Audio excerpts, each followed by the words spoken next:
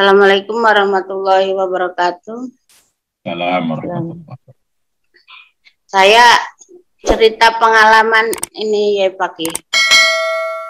Gimana? Jadi saya itu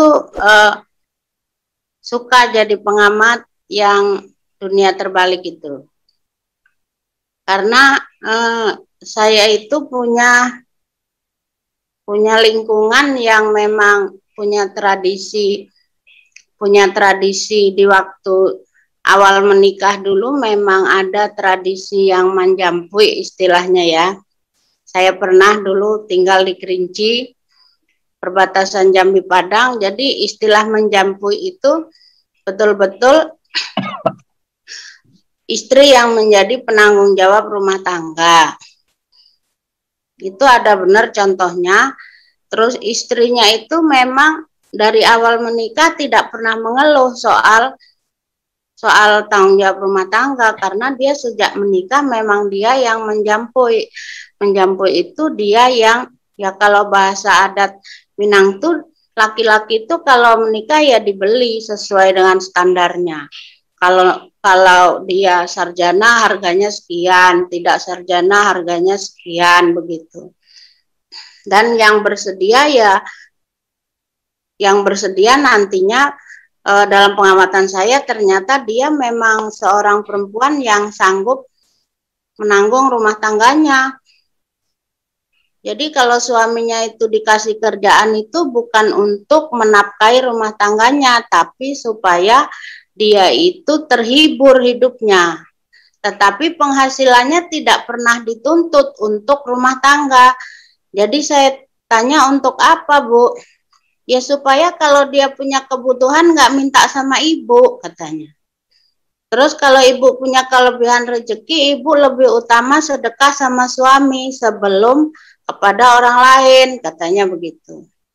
Jadi suaminya dari pagi sampai sore buka toko.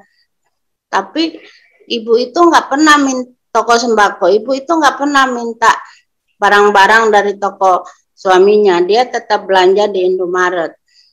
Ya karena konsepnya tanggung jawab itu ada tanggung jawabnya sebagai tradisi adatnya begitu ya Pak. Nah hasilnya bangun rumah dia, nyekolahin anak dia, tetapi dalam pengamatan saya betul-betul diberkahi oleh Allah. Saya bandingkan seorang rumah tangga yang betul full ditanggung jawabi oleh ayahnya dan ini ditanggung jawabi oleh ibunya, itu luar biasa, anak-anaknya itu sukses semua begitu. Mungkin itu sudah kasih sayang Allah ya, seorang ibu yang mau bekerja keras itu mempunyai anak itu sukses semua. Dan pendidikannya juga sukses semua. Di saat ibunya sudah pensiun, anaknya semuanya sudah sukses.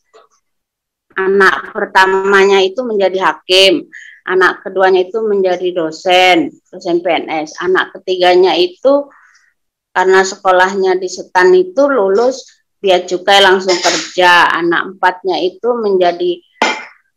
menjadi pegawai bank BRI di Jakarta, punya anak 4. Dan bapak ibunya itu sekarang tinggal serumah berdua. Karena bapaknya udah nggak kuat di toko, ya udah dia menikmati dana pensiun dari istrinya. Begitu gambaran saya itu, saya senang itu mengamati seorang ibu rumah tangga yang ikhlas dan tidak menuntut dan tidak mengatakan dunia terbalik itu. Ya, kok sepertinya lebih sukses kayak gitu.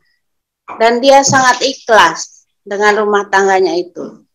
Itu sharing pengalaman saya ya. Jadi zaman sekarang ini, tetapi kalau di pengadilan masih juga 95% wanita gugat cerai. Kenapa? Ya dia tidak nerima. Dia tidak nerima menjadi kepala rumah tangga dan melihat suaminya yang tidak kowam begitu. Banyak tuntutannya. Hasil survei saya bersama siswa saya itu masih perempuan itu menuntut arijalu kowam itu tadi ya. Kayaknya zaman sekarang ini ya sudah tidak dunia terbalik. Siapa yang mampu menanggung rumah tangganya, saling toleransi sajalah, toleransi dalam rumah tangga, tidak toleransi itu, moderasi itu bisa dipraktekkan dalam moderat berumah tangga, moderat dalam kehidupan sosial, moderasi dalam beragama. Ternyata moderasi itu bisa dipraktekkan dalam kehidupan rumah tangga. Begitu sharing saya ya, pengalaman saya menjadi pengamat tradisi-tradisi yang ada di Sumatera begitu. Terima kasih. Wassalamualaikum warahmatullahi wabarakatuh. Waalaikumsalam warahmatullahi wabarakatuh. Terima kasih Mbak Mahmuda. Tapi salah satu problemnya nanti Mbak Nino bisa sharing tuh. Katanya adalah lalu ketika perempuan, kan kemarin juga sudah kita bicarakan banyak kan, ketika perempuan mengambil peran sebagai kepala rumah tangga, tidak memperoleh apresiasi yang sama, hak yang sama jika dibanding dengan laki-laki yang mengambil peran kepala rumah tangga. Saya kira Mbak Vila juga banyak tuh mengalami penelitian terkait dengan itu ya. Jadi perempuan tidak dihormati, tidak diapresiasi, tidak memperoleh hak sosial maupun hak kesehatan dan istirahat yang sama jika dibandingkan dengan laki-laki yang menjadi kepala rumah tangga.